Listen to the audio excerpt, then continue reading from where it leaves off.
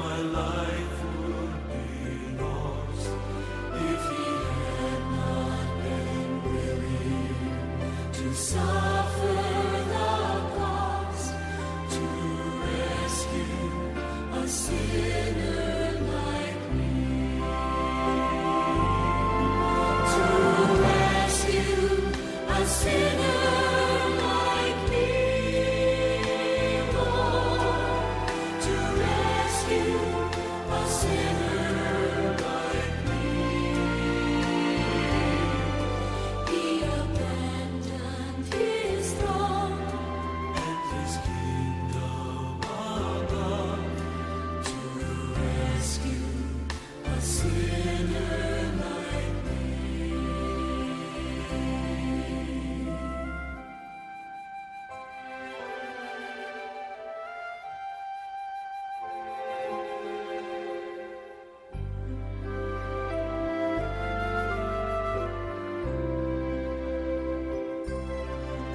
My mind is so limited, I cannot see the reason he died and arose just for me.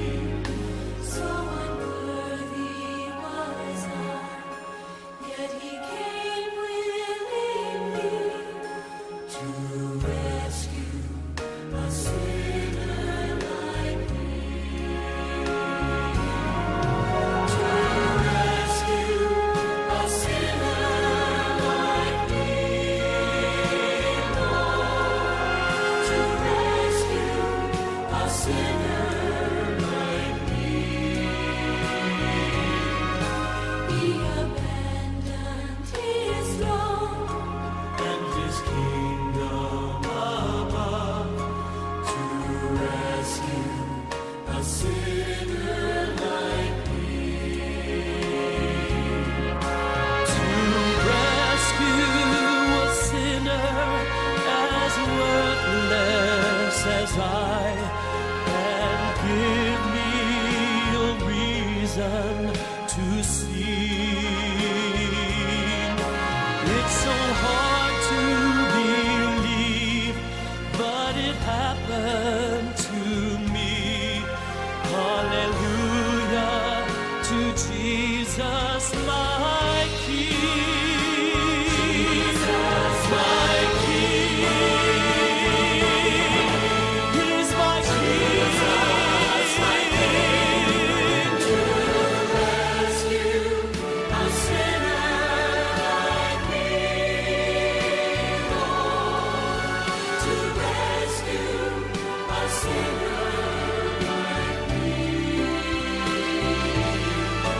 He abandoned his throne and his kingdom above to rescue a sinner like me.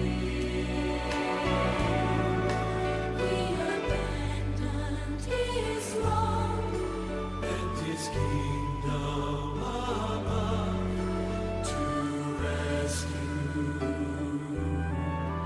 a sinner like me.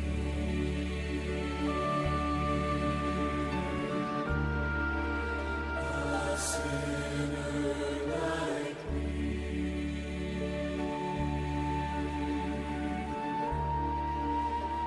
A sinner like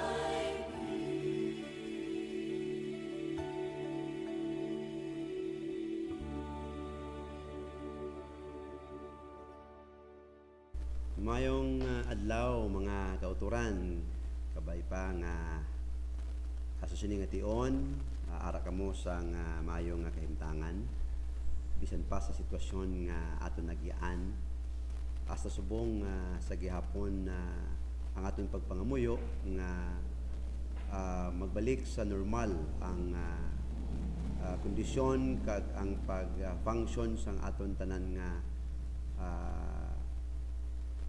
mga pagpalangitan-an.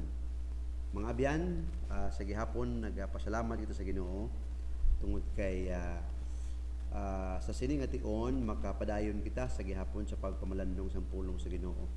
Wala kita sang mahimo, wala kita sang choice. Ang aton yang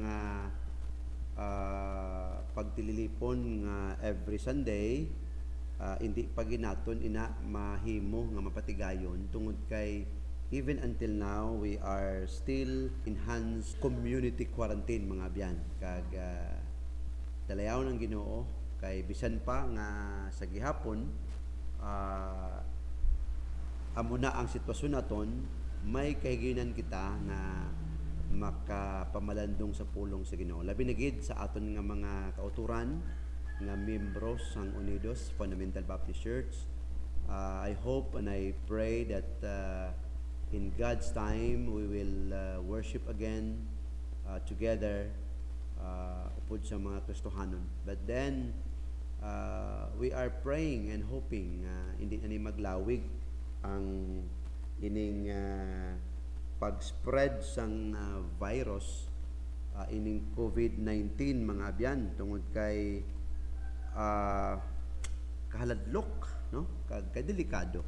So ang aton lang pangamuyo kag ang panawagan man sang mga government officials that we will obey and abide by the rules and the law nga ginpa panaog nila kag may mga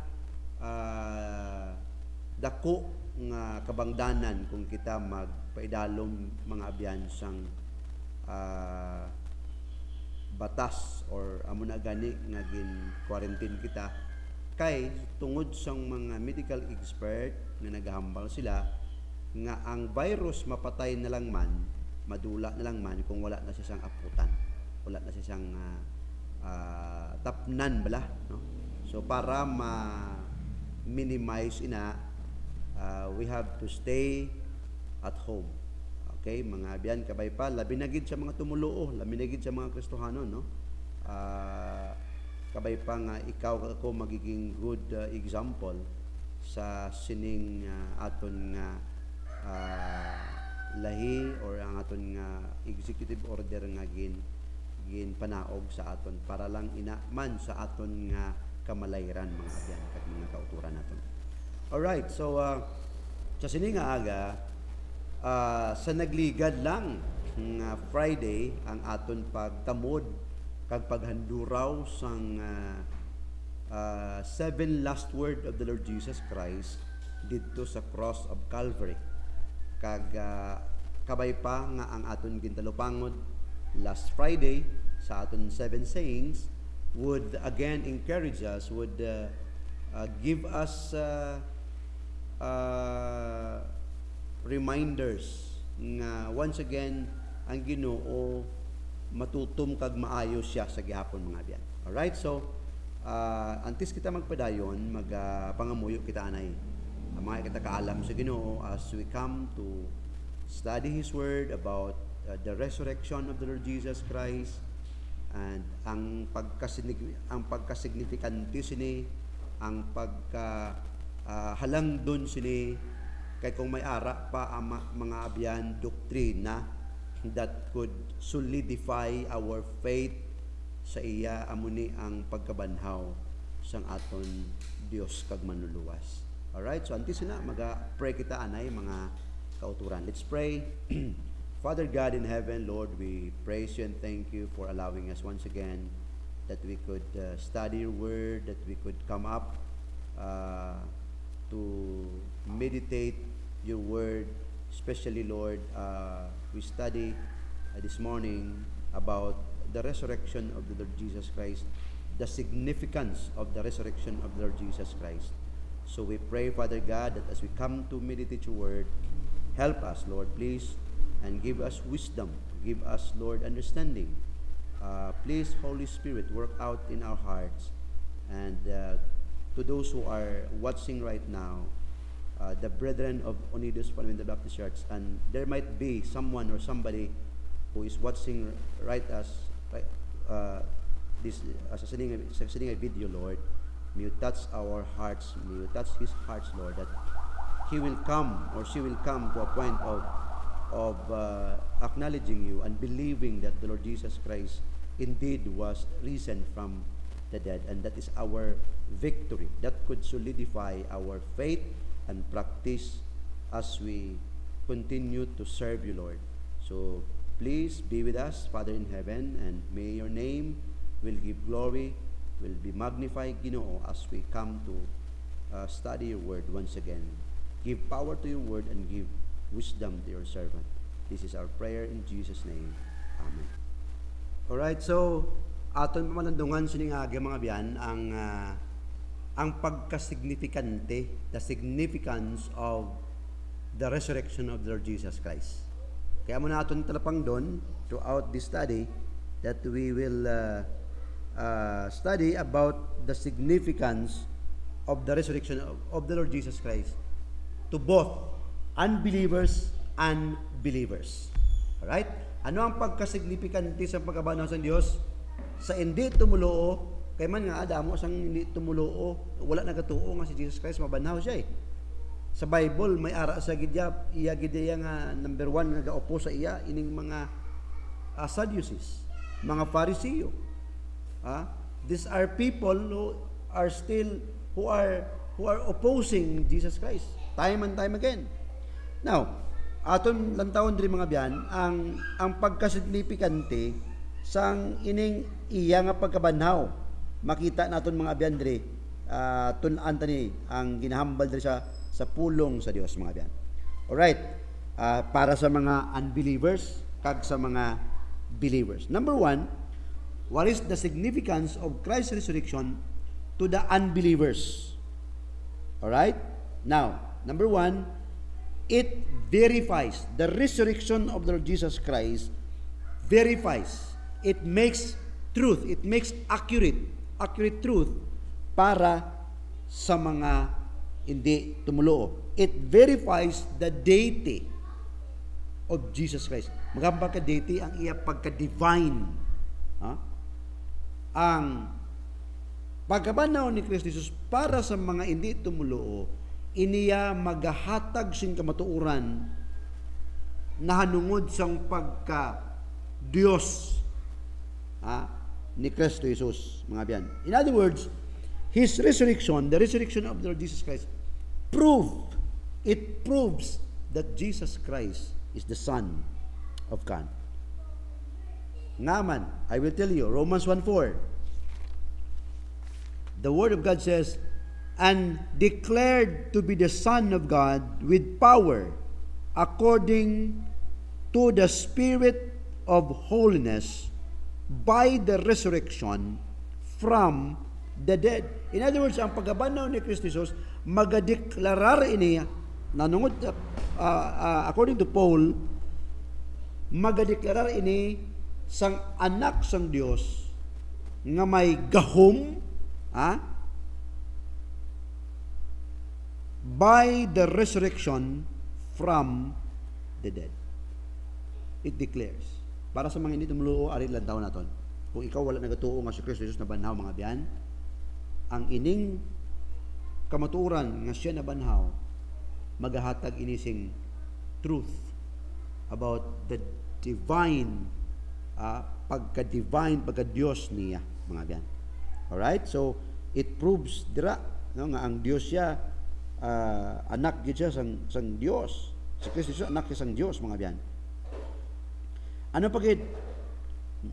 Not only it proves that Jesus truly is the Son of God, it also demonstrates that He truly matutuod. He has all the authority in heaven and on earth, according to Matthew chapter 28, verse 18. For the unbelievers, the truth of the resurrection of the Lord Jesus Christ prove that Jesus is the Son of God. It verifies the deity of Jesus. It will make an accuracy, mga biyan. Number 2, magahatag ang pagkabanaw ni Kristo Jesus hindi lang mga abyan nga nagapamatuod nga si Kristo anak sang Dios, kundi bangod sang iya pagkabanhaw ang kamatuoran nagambal nga ang iya ginhambal nga mabanhaw siya mapamatud-an. Nga man, Matthew 16:21. Look at your verse. Matthew 16:21. Iniya ang ining pagtudlo, ining kamatuoran nanangon siya pagkabanhaw, it will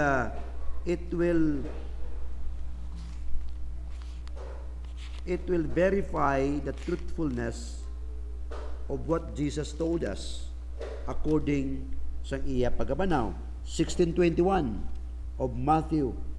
From that time forth began Jesus to show unto his disciples how he must go unto Jerusalem and suffer many things from the elders and chief priests and scribes, and be killed and be raised again the third day.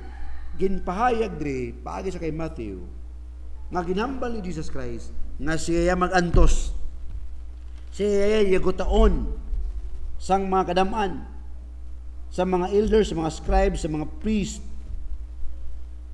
Kag patyon siya, kagano dayon? After 3 days, mabanhaw siya.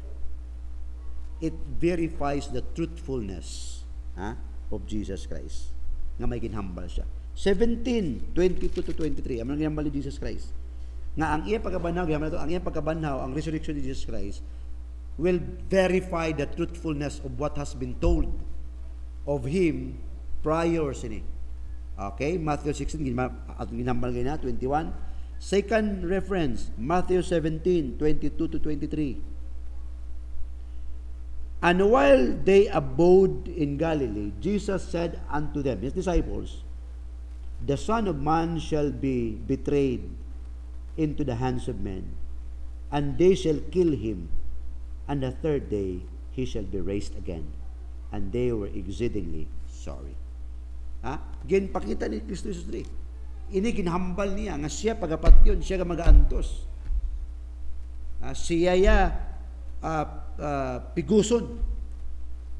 But then Jesus again said, told us, nga ang ining iya pagabanhaw nagatudlo sa aton nga ang iya ginhambal prior sini mapamatud-an nga matuod. It verifies the truthfulness of Jesus Christ. Number 2, therefore the following teaching of Jesus are true. Bangod sini iyang pagabanhaw, ini nagapahatag sang pagpamatuod nga ang tanan gintudlo ni Jesus Christ tutuod gid siya. Kaangay, for example, mga abyan diri sa John 8. John 8:28. The Bible says, or Jesus said, then said Jesus unto them, when you have lifted up the Son of Man, then shall you know that I am He, and that I do nothing of myself, but as my Father hath taught me, I speak these things. And He that sent me is with me. The Father hath not left me alone, for I do always those things that please Him. Kita mo na ining kamatuoran nga ginpahayag diri gintun-an naton mga biyan, iniya maghatag gali sing pagpamatuod nga ang tanan gintudlo ni Jesus Christ matuod na mga biyan, mapamatud-an niya. Ang iyang ginhambal sa John 14:6. Dumduman nyo na mga biyan, ginhambal sa Bible, ginhambal ni Jesus Christ. Jesus saith unto him, I am the way, the truth, and the life. No man cometh unto the Father but by me. Ini gintudlo niya. Kag matuod ini mga biyan. Wala sing may makakadto sang amay ko hindi paagi sa iya. Ano pagid? Nga ang iya teaching bangod sa iya pagkabanaw, ang tanan nga gintudlo ni Jesus Christ matuod ini. Ano pagid? In Matthew chapter 26 verse 28, ang iya dugo ginpaagay niya para sa kapatawaran sa imong sa akong sala. He shed his blood for the remission of sin. Mga biyan. Ano pagid? Ang ginhambal niya sa John 10:10, kag he came and he gave abundant life. He came to offer abundant life, mga biyan. Ano pagid? In John 14:2 may ginhambal man siya. He went to prepare a place for you. And the same chapter in John 14 verse 3, anong ginhambal niya? He shall come again. Magabalik siya, mga biyan. Alright? Ano pagid? Ining pagtudlo ni Kristo Jesus na pamatud-an, kag ang iyang initanan, pangod kay siya na banhaw, ang tanan nga gintudlo niya, matuo na to. It proves, mga abyan. Kag ano pagid, ang makita natin diri mga abyan, nga ang pagkabanhaw ni Kristo Jesus will give us hope. Nga ikaw kag ako may pagkabanhaw man. Din makita na John 5:28-29. Ano ginambal ni Jesus Christ diri? John 5:28-29. Marvel not at this, for the hour is coming in which all that are in the graves shall hear his voice, and shall come forth, they that have done good unto the resurrection of life, and they that have done evil unto the resurrection of damnation. Grabe, no? Ikaw gali nga nagtuo sa Dios, banhawon niya ka. Kag ang tanan man nga wala nagtuo sa Dios, banhawon niya na. Pero ano? Damnation. Grabe gali. Kamatuuran, mga biyan. May pagkabanhaw sa tanan, tumuloo kag hindi tumuloo, pero may lain-lain nga destinasyon. May lain-lain nga pahamtangan. Ang tanan nga nagtuo, banhaw pud sa langit. Ang tanan nga wala nagtuo, banhaw dito sa impyerno. Grabe, mga biyan, kanami sinikali. So, para sa mga hindi tumuluo ang kamatayan ni Kristo Jesus, it will verify that Christ is the Son of God. Kag ang pagkabanhaw ni Kristo Jesus para sa hindi mga tumuluo, magapahayag ini nga ang tanan gintudlo niya kamatuoran. Ang tanan gintudlo niya kamatuoran. Number 2, what is the significance of the resurrection of the Jesus Christ for the believers? Number 1, kung aton makita diri, tungod siya nabanhaw, magahatag sing kamatuoran nga ikaw kag ako madeklarar nga matarong. It verifies our justification, mga biyan. Romans 4:24-25.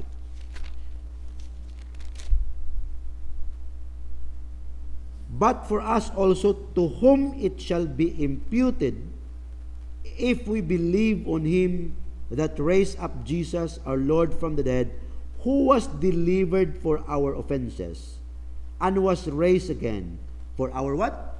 For our justification, mga biyan.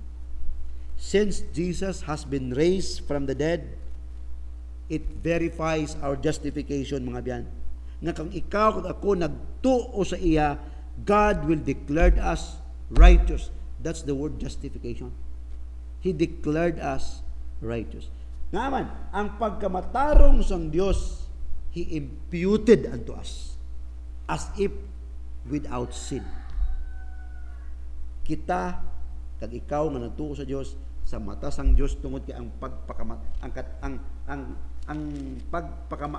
ang pagkatarong sang Dios gin-impute niya sa imo.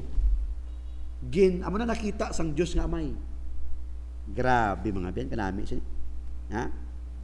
Number 2, since Jesus has been raised from the dead, not only it will verify our justification, number 2, it demonstrates the power available to the Christians.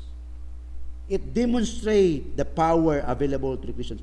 Ang pagkabanhaw ni Kristo Jesus, mga bayan, nagapahayag ini sang gahom na available sa bawat Kristohanon, mga bayan. Ephesians 1, Paul proved to us, Ephesians 1:18, the eyes of your understanding being enlightened, that you may know what is the hope of his calling, and what the riches of the glory of his inheritance in the saints, and what is the exceeding greatness of his power toward who believes according to the working of His mighty power.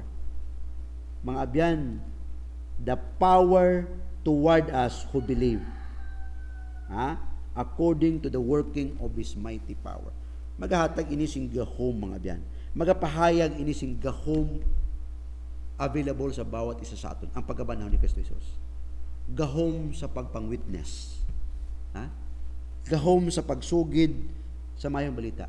Gahom nga ihatag sa Dios sa imog sa akon sa aton pagkabuhi bilang Kristohanon. Kaya nga man ako nagatuo nga ang imo ang akong pagkabuhi sa kalibutan hindi paagi sa imo kapasidad, hindi tungod sa imo pagkamaayo, tungod di sa gahom sang Dios. And the resurrection of the Jesus Christ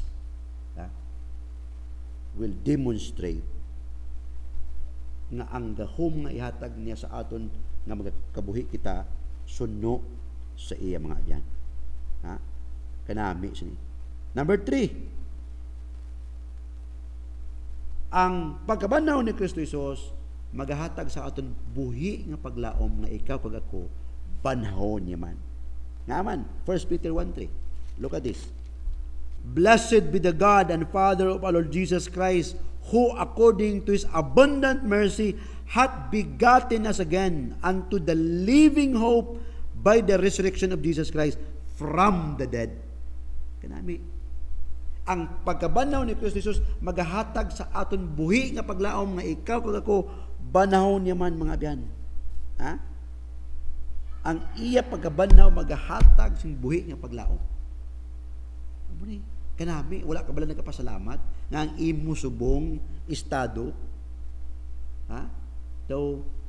di ba daw gusto mo na nga mapatay. Kay nasayran mo na, nabalaan mo na nga ako gali, kung mapatay ako nga nagsalig, kag nagpati sa Dios, nagbaton sa iya, banahon niya man gali, kag dalon niya dito sa himaya, nga wala na siyang kamatayon. Daw bangod siya niya, daw gusto na ko mapatay. Gusto na ko yan magbiya sa kalibutan, galing kiti, hindi pa man magtugot ang Dios. Kaya man, damo pa maghibi, mahibi, ayan si Mrs. Sigurado ko kung mapatay ko, mahibi, gina siya. Mga kabataan, si Tantan, kag si Bibimat, hindi sila katulog kung hindi magtupad sa tatay nila. Grabe, no? Hindi yung way tayo mahadlok, mapatay, pero way tagadali, mga abyan. In other words, ang kamatayon ni Kristo Jesus magahatag sa aton sa kalipay. Nga kung mapatay gid man ta sa sining kalibutan, kung nagpati ka, nagtuo sa Dios, ka nagbaton sa iya, panahon niya ka, dalon niya ka sa himaya. You know ang problema subong kahaladlok. Sa tabuhan ng paglantaw natin kahaladlok. Kung hindi ka mapatay, kaya nga man hindi kalaban, hindi makita. Kung sa mga military pa, maayo pa gani ang military may makita sila ng kalaban. Pero patyon ka na lang, dugay-dugay, patay ka na. The only thing nga para hindi na mag-spread ang virus, hindi tayo magpasaway. Mga abyan, mga tumuloo, you will supposed to be a good example to our community. Amo ni mga abyan. Kanami, sining mga kamatuuran, naging pahayag diri. Kabay pa, maghahatag ni sa atong sang buhi nga paglaom. Ikaapat, ang pagkabanaw ni Kristo Jesus will demand us. It will demand our complete loyalty to Him. Kabay pa, no, ang Diyos nga imo ginpatihan, Diyos nga napatay, nag-antos, ginlangsang napatay, ginlubong after 3 days sa banaw. Tani, mangin loyal kita sa Diyos. Pamangkot ko, loyal ka bala sa iya. Loyal bala kita sa iya. Why? Because His resurrection demands our total loyalty to Him. Paul said in Romans chapter 4, verse 14, verse 9. Romans 14:9, Paul said, "For to this end Christ both died and rose and revived, that He might be Lord both of the dead and living. Kabay pa nga mangin loyal kita sa iya, mangin hugot kag mangin tumulo kita nga loyal sa iya. Handa bala mangin matay, handa bala kung ano matabo padayon sa Dios. Loyalty to the point that you will deny yourself because you wanted Jesus nga maghari sa imong kabuhi. Loyalty bala nga kung sa diin magkainaano man niya, sundon mo gyapon siya, hindi mo siya talikdan, hindi mo siya sikway. Mga biyan, kabay pa kabay pa nga ikaw kag ako bilang mga Kristohanon magakabuhi kita, ipakita naton nga ang aton pagtuo, ang aton gipatihan nga Dios buhi siya kag nabanhaw siya. The Bible prove it, His Word prove it. Sa Matthew chapter 28 aton makita dira. And as we close mga abyan, Matthew 28 verse 1 to 10, may ara dira witnesses. First witnesses nga nabanhaw si Kristo Jesus ining Mary, ang duha ka Mary. Bao kanami no? Sila gid dia halin pa sang trials, halin pa nagantos Jesus Christ, ginlangsang, napatay, ginlubong, nagtamod gid sila ya. Kag no wonder they are the first beneficiary nga ma-inform nga ang Dios buhi. Look at this, and I will close in this. 28 verse 1 down to verse 10 Matthew. In the end of the Sabbath, as it began to dawn toward the first day of the week, came Mary Magdalene and the other Mary to see the sepulchre. And behold, there was a great earthquake, for an angel of the Lord descended from heaven and came and rolled back the stone from the door and sat upon it. Ang angheles ang langit, siya ang nag-roll back, ginkuha niya ang pirtahan sang lulubngan. Kaya nga aman, paglubong kay Jesus Christ, ginbutangan gwardya, ginsilyuhan sang bato. May ara kanyo sugilanon nga ining Roman guard sa iban nga account ya, nadula ang empty tomb ya kag ginkawat sa iyang mga disciples. That is lie. This is the truth. Number 3. Earthquake, there is an angel coming from heaven, rolled back the stone, and the countenance was like lightning, and his raiment white as snow. And for fear of him, the keepers did shake and became a dead man. Ang gwardiya na tayo, napatay siya, nagsala siya, nalisang siya. And the angel answered and said unto the women, fear not, for I know that you seek Jesus who was crucified. He is not here. Take note of this. He is not here, for He is risen. The angel confirmed that Jesus Christ was resurrected.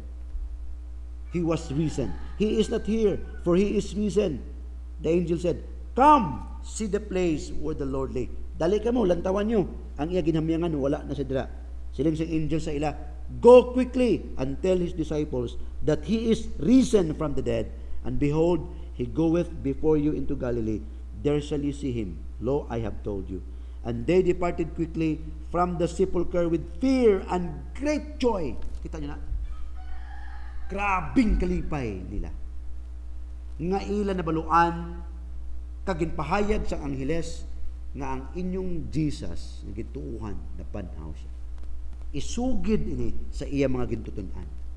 Para ang iya mga gintutunan, may ara kaisog, kampante, nga magsugid sang pagtuo, kamutuuran sa iban nga mga tao.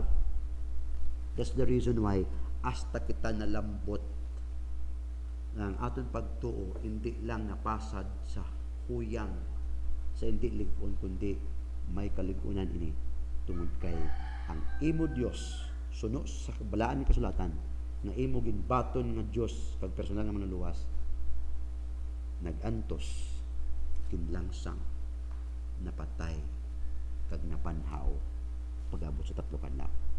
Look at these women. It gives them great joy kag nagdalagan sila and bring the message to the disciples. Imagine mga ganyan. Ikaw subong, ano ang magapugong sa imo nga hindi magsugid sa kamatuoran?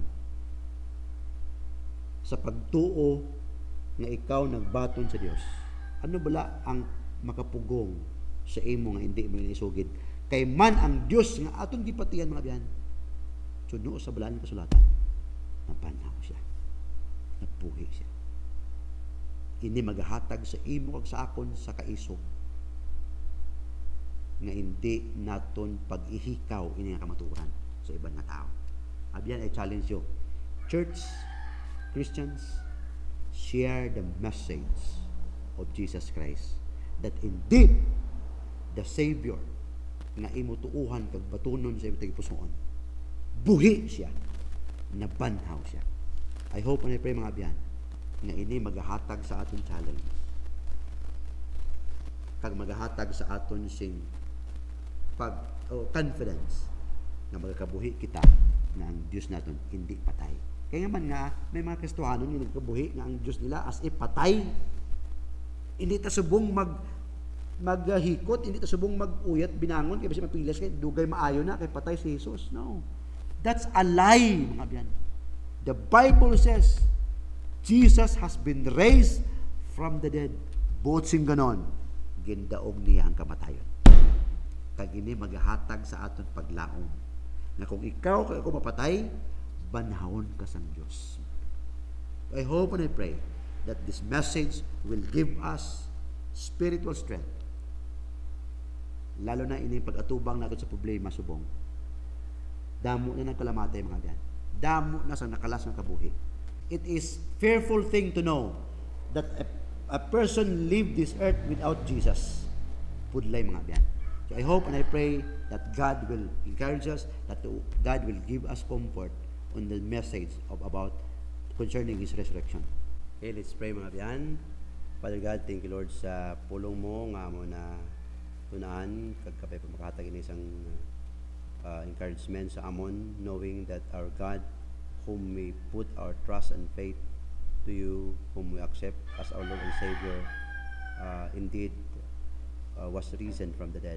And Lord, help us to just live a life pleasing to you, and we just pray that may you continue to bless each one of us, and may you bless our life, bless our ministries, bless your ministries, and bless the people to those who believe in you. Lord, I pray that may you continue to use our life and to share your word to the people, Lord, around us. And may you give us more strength, Father God, and enthusiasm to just spread the Lord Jesus Christ around the globe, and spread the way of salvation around the globe, Lord. So all these things we ask in Jesus' name. Amen.